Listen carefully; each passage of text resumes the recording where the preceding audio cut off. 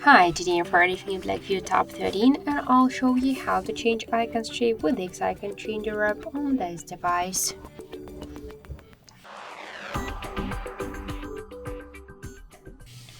So first we should open the Play Store application and in the search pool enter the X icon changer. So first we should get this application, that's why tap the install button and wait a couple of seconds. After that, tap the open button to open the app.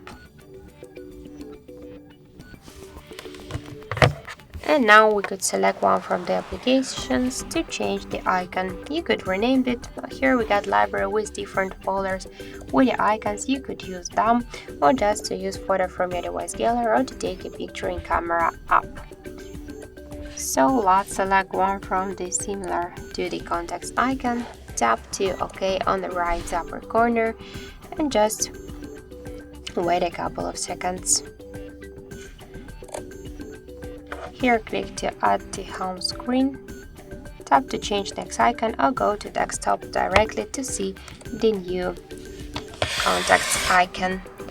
So that's it. Thank you for watching, and if you like this video, leave thumbs up and subscribe.